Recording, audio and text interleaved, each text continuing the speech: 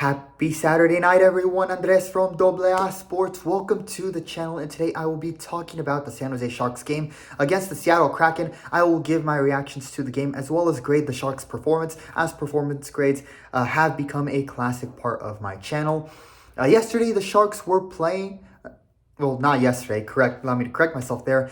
On Thursday night, the Sharks were playing on the road up north in Seattle as they took on the Seattle Kraken. This game comes following the Sharks finally getting back on the win column against the Penguins with a 2-1 win in the Shark Tank.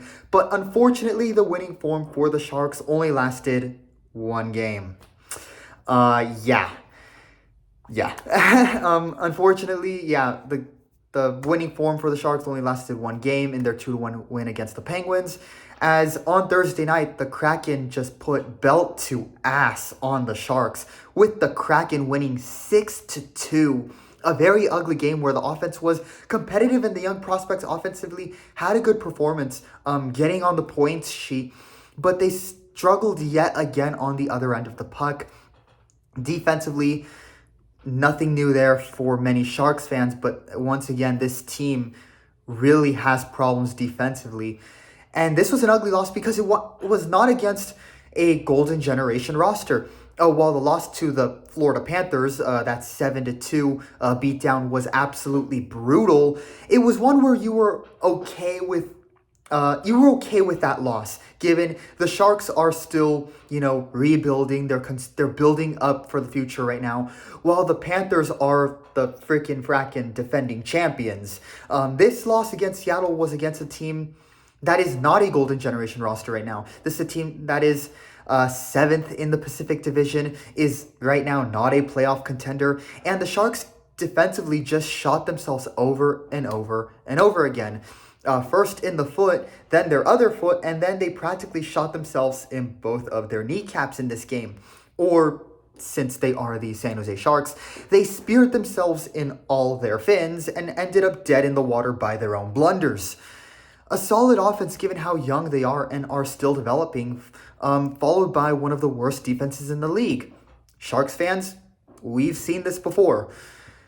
And unfortunately, it rubbed off on Yaroslav Askarov, who made some good saves in the first period in the goalkeeper position. But with the defense playing how it has been for the last year and a half now, Askarov was getting absolutely pounded, facing shot after shot. And Horsovsky decided it would be best just to pull Askarov in the second period, let Georgiev finish this game off, and essentially not demoralize their future goaltender amid the team already being frustrated with their form.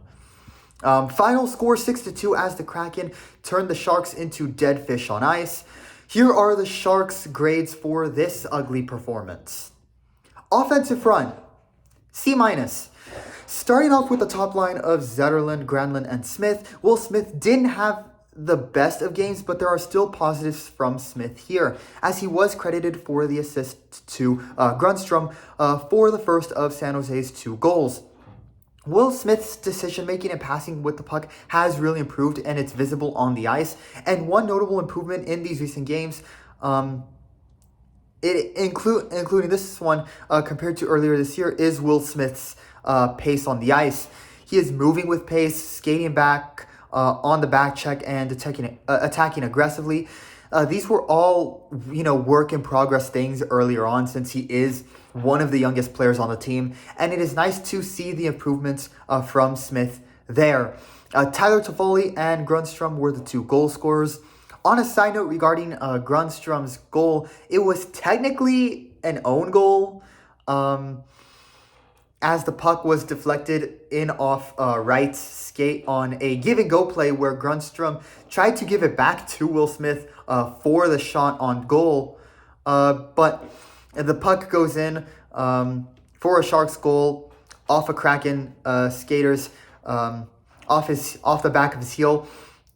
And since hockey usually credits the last player of the scoring team to touch the puck, they usually get credited for the goal. Grundstrom got credited for the goal on his stat sheet, even though it was technically deflected by a Kraken player in for an own goal. And listen, it wasn't pretty, but a goal is a goal, so it counts. But still, both Toffoli and Grunstrom, along with Will Smith, should not be contributing to paying the bill for the team dinner after this game. They played a solid game. I'll say the same thing I said for the other three said players for Macklin Celebrini. These four should not be paying the bill for the team dinner or helping pay for it, at least after this game. Macklin Celebrini, along with Jake Wallman, he was at fault for the first goal conceded as both players overcommitted to defending the right side of the neutral zone as Seattle gained puck possession. This did result in Chandler Stevenson being left hanging wide open on the left side. Bjorkstrand passes the puck to him and Stevenson scores the Kraken's first goal. Despite this mistake by Celebrini, who is a player who can help out and contribute on both sides of the puck, Macklin Celebrini was definitely the Sharks' best player of the night. He picked up the assist on the Tyler Toffoli goal and was one of the only players in that horrid second period who actually looked good. On SJ's one good shift nearing the end of the second period, it was essentially Celebrini representing the entire team there.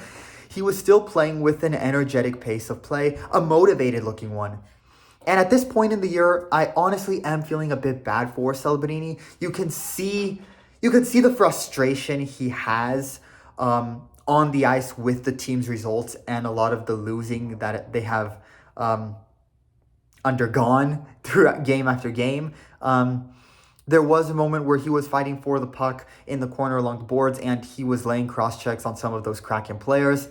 The frustration was visible, but it didn't throw him off, and he still contributed to the two scoring moments the Sharks had. I feel bad for him simply because while this team's chances and prospects are looking really good in the future, a year or two from now, his excellent first year in the NHL, where he will likely be the Rookie of the Year, will be wasted by this team's awful defense. So that's why I'm saying that. But outside of the four players I said were good, the Sharks' offensive front really did underperform.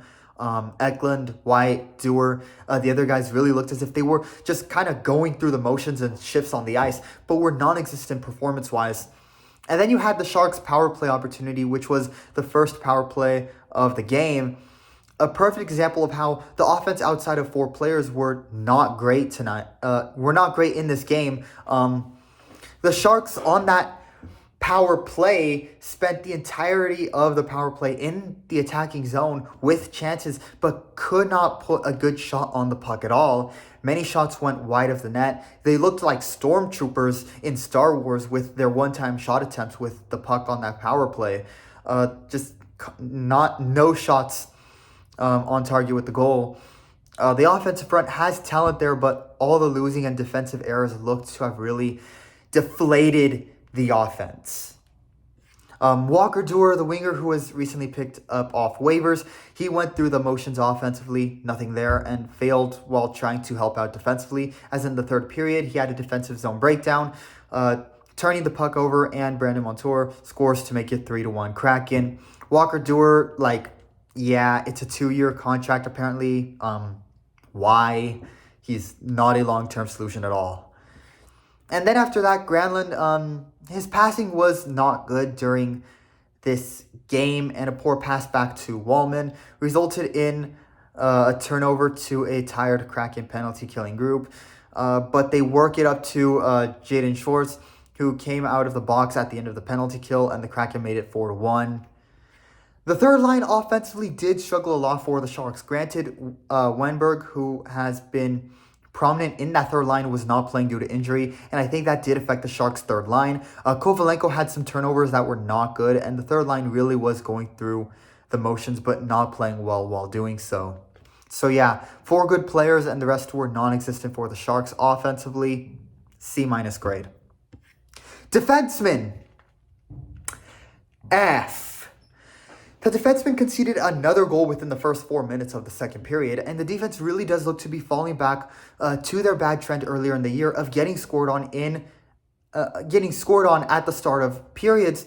Jake Wallman started alongside Cody Ceci on the defensive top line, and unfortunately Wallman did have a pretty rough outing in Seattle during this game. He was at fault for the first goal, where both he and Celebrini overcommitted to defending the right side of the neutral zone as Seattle gained puck possession. And resulted in Chandler Stevenson getting that first goal, with Bjorkstrand getting the assist. Then later on in the game, during the second period, Granlund tried to find Wallman for one of these one-time shots. The pass was not in Wallman's wheelhouse. It resulted in a turnover in the attacking zone. And as Jaden Schwartz was just coming out of the penalty box, he receives the puck, gets one by Askarov one-on-one for the Kraken's fourth goal. And Warsawski definitely sent that message to Wallman regarding his poor defensive performance in this game, as he did not get another shift and was benched for the final 6 minutes of the game. Wallman had a brutal game. This definitely made CC look better, but CC really didn't do so hot either. The Sharks conceded a fifth goal on a 5-on-3 power play opportunity for the Kraken, essentially a gimme goal for the Kraken, given how poor the Sharks defense is on just a normal power play. I think if the Kraken didn't score on that golden opportunity, it would have actually said more about their offense than the Sharks defense. But that was the Kraken's fifth goal. And then on the sixth and final goal scored by Tovanen, the Sharks simply could not keep the puck in the attacking zone of the ice. Wallman fumbled a pass back, and Tovanen completely outplayed CC. The top line defensively was definitely the worst defensive pairing for the Sharks in this game. Ferraro and Liljegren also struggled in terms of clearing the puck out, and like the top line, got thrashed just without conceding many goals. Vlasic was good, and not a lot to complain about from him, but it's just not enough to solve the defensive woes overall. Enforcers, C+. Luke Cunnin and Barclay Goodrow went through their shifts and motions but could not produce on either side of the puck. However, Cunnin did have one shot saved in the second period, and when the play was called, Montour took a jab at Cunnin. Cunnin responds with a shove to the back on Montour. It caused a big scuffle between the players on the ice, and Henry Thrun and Vince Dunn end up dropping the gloves and going at it. It was a fight that I would say ended in a draw. Thrun did get his helmet punched off his head, but Thrun also landed one good punch on Dunn as the players came in to defend Cunnin in the scuffle, and Thrun ends up going at it with a Kraken player. Surprisingly, neither got kicked from the game, given it was a fight after the initial scrum. But hey, I respect the refs for just giving both players fighting penalties and not ejecting them from the game. Just break it up at the end and let them keep playing. It especially showed mercy for the Sharks, as Thrun was probably the best defenseman on the ice in this game for SJ, as he wasn't at fault for any major turnovers and had some good plays to clear the puck out when San Jose was actually able to do so. Goalkeepers, C+. Yaroslav Askarov was the starting goaltender for the Sharks, which in my opinion was the right decision, as he is the best goalie the Sharks have right now and the future star in that position. But unfortunately, the defenseman's struggles in this game did end up rubbing off on and affecting Askarov in this game. He conceded 4 goals and was getting absolutely pounded by the Kraken shot after shot with no defender's help. The second Kraken goal was simply bad luck. Askarov was about to make the save on the initial shot, but it deflects off a Kraken skate right to Bjorkstrand, who put that one in for a goal. The Schwartz goal was on a breakaway out of the penalty box. 2 of his conceded goals were shots from farther out. The Kraken had so many opportunities in this game where they were literally shooting from everywhere, and it was only a matter of when they would crack Askarov's goaltending abilities, and in this game they very much did so. Following the 4th goal, Askarov was pulled from the game by Ryan Warsawski. A tough game for Askarov, but it really wasn't his fault with how the defenseman played, and Ryan Warsawski admitted that post-game. During the press interviews, he said that he thought Askarov made some good saves, but he simply did not want to leave him out there just to get pounded the entire game, and for it to destroy his confidence more after the 4 goals when it wasn't entirely on him. Warsawski said that would have simply been unfair, and while I do think Askarov is the future for the Sharks, this in-game decision by Warsawski was the right one. Askarov was doing the best he can while working with the worst defense in the league, and you don't want Askarov to keep facing shots and have him get demoralized more when it's not a problem regarding him as a player, but the state of the rest of the team. Askarov had 7 saves, 4 goals dropped on him, and a save percentage of 63. Yikers. So Georgiev came in to finish the rest of the game. He conceded 2 goals. Hey, at least Georgiev didn't forgive. But in all seriousness, though, while Georgiev has been in poor form, you can't even blame him or get mad at him either. He conceded 2 goals but faced another 22 shots during his time on the ice. So the goalkeeper struggled, but to be facing so many shots like that, it says more about the state of the Sharks defensively than in the goalie position. Head coach, C. More of the same we have seen all year. Solid defense, painful to watch. Solid offense, a painful to watch defense. I know some of you probably heard the initial statement and were probably thinking, what the heck were you thinking, Andres? But yeah, solid offense, a painful to watch defense, more of the same. But I do like his decision to pull Askarov out. It was a tough decision, but the right one. It would not have been fair to keep Askarov on the ice and have him get frustrated like Macklin has been so far with all the losing, especially when he has been doing his part when he plays for the Sharks. Overall, an F-grade performance from the Sharks, and I do think all the games they are losing is affecting some of the better players on the team. In terms of Jake Wallman, his mistakes look as if they're being caused because he's trying to do too much on the ice, especially when he tried to push up himself and left Stevenson open. And the same can be said for Celebrini, who also tried to fall back and help the defense, but was unsuccessful. Should the Sharks be awarded the first overall pick come season end, Matthew Schiffer. Matthew Schiffer is the guy they should 100% select and acquire. A top young prospect, a quality young defenseman that will be a big upgrade defensively and address the Sharks' most dire need right now. We'll see what happens next, as the Sharks will have a bit of a break. Their next game will be Tuesday against Montreal. This will be interesting as you have Celebrini and Hudson facing off against each other in the Shark Tank, both of whom are front runners for the Calder Memorial Trophy, which is given to the best rookie of the year. This will be a big game for Celebrini, and hopefully he makes a statement and the Sharks can get a win on Tuesday. Andres from AA Sports, let me know what you guys think in the comments below. That is all for this post-game grades video for the Sharks taking on the Kraken on Thursday night. Final score, 6-2, the Kraken win in Seattle. A tough loss for the Sharks, but we'll see if the Sharks, with this little break that they have, can bounce back on Tuesday night against Montreal. That is all for me in this video. Leave a like and subscribe to help support my passion project. Thank you all so much. I'll see you all in the next one.